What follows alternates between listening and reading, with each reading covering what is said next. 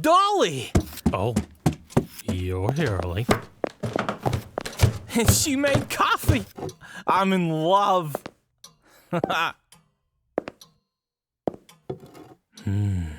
And she figured out how we like our coffees. Interesting.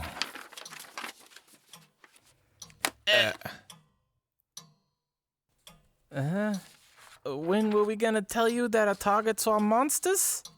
Well, now, my dearest, we would have gotten to it eventually, of course.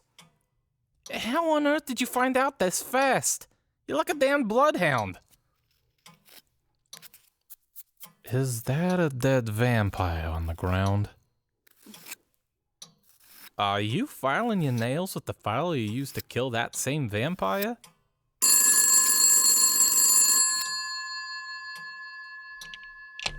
Jake, I tell you one thing, I just wish I was here to see it. It would have probably been the most beautiful murder I've ever seen in my life. Okay, well, that's great and all, but we do have a corpse on the ground. Right, we need to... Why don't you just take it over the window? You sure that's okay? It'll be nice and quick. Poof, no vampire no more. Right, that does save us a lot of time. Something we don't always have a lot of. Alright, I'll drag this corpse to a sunny window to dispose of then. Okay. Ash is getting to the air and can infect others who breathe it. You're right. We don't need that kind of drama. And she did it in a sleek little skirt. I'm dull dizzy, Jake. I was peeking under the desk to check for additional vampires, my dear. I swear. We'll get the corpse in a proper top. Yes, ma'am. But we also got to think up some kind of story to give him and all. Some kind of moral lesson. We, eccentric writers? Okay, yes. We're Fae. We are assassins, but we have to do it in a special way. Otherwise, it doesn't count for the contract. We have to make up stories about the monsters we take out. You seem to have capped this one, yeah. I don't even recognize them from any of our contracts. So I guess he doesn't need a story. Wonder what he wanted. Of course, you're right. Wilhelm, we need to top this corpse.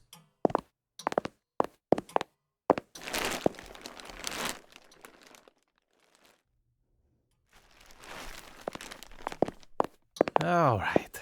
Stiff's topped up. What do our caller want, beautiful? Unidentified monster down at a brewery, huh? Over 7 feet, on all fours, and with a thick, grizzled accent and, mustache. Interesting. Doesn't sound like a mainstream monster in that case, which means we'll be going with limited information unless we do a stakeout of some sort.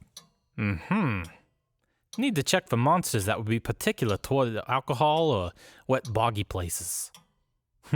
Christ knows that brewery sits on the river and gets real fucking damp, if you catch my drift. One moment. We gotcha. This is our encyclopedia of Earth cryptids and monsters. We filled it out over the years with any information we have, so if we run into something that fits the bill, it might be in there already.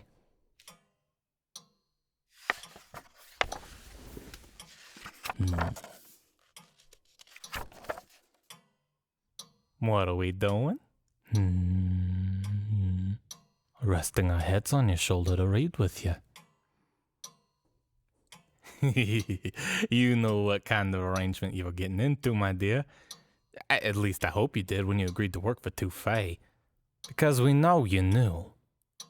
You're very shrewd, but that attitude of, whatever happens, I don't give two toots, leaves you wide open to any bad actors. Much like a dead vampire friend here, I'm willing to bet. Beautiful lady like you. No man on her arm. All alone in a city of monsters. Risky. And attractive.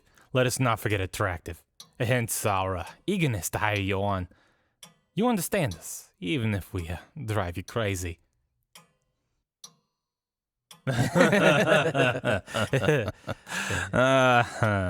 Yep. Even though it's your first day on the job. They are a little bit different, my sweet. We don't bond with humans often or without it costing quite a bit, but we're operating in your world, partially under your rules. It's nice to feel comfortable, even this far from home. Jake's just shy. Don't mind him. He don't like bonding with people we might lose down the line. Will. What? I don't want you getting your heart broken again. You're my brother. Come on. You didn't have to say that about me. Come on. I thought I'd bring it up. Tell her when I'm ready, okay? What? There's no problem with that. Come on. She should know. You know, you're telling our secretary that we can just cozy up to her when neither of us has even talked about that bit yet. You know humans are weird about polyamory. Some. We need to take this slow. I know you're impatient, but we can't do this again. Oh, my monotone, furrow-browed little brother. You worry too much. One of us needs to worry sometimes, Will.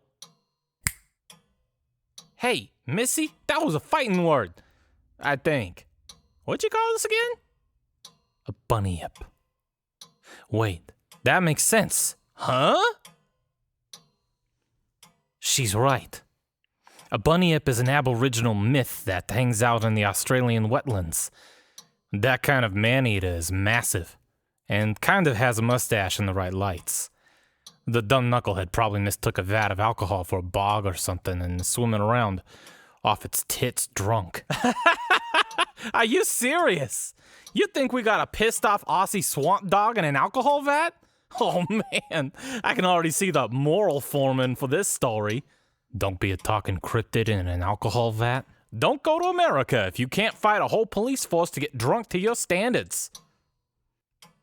Are these morals gonna be for children? No. The hell kind of kids are gonna learn from stories like ours? Don't trust anyone who wants you to climb into an oven? Human children aren't always the smartest, Will. Oh. And we're getting our coats. She made us bacon and eggs. God, bacon. He has much more of an appetite than I do, Amazing. but thank you. I'll treasure it later. Is it time for us to be off then? Sounded like a rush job from Mr. Bunny Yip, hmm? Will you, be joining us? The answering service can worry about the phones for a bit. It's your first day. You should see how we operate. And don't you worry that gorgeous head of yours. You'll be perfectly safe with us on your arm. Yes! Jake, get the car. It's gonna be one hell of a morning.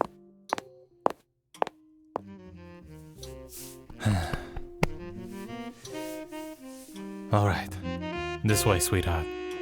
Let's try to avoid an incident on your first day, okay?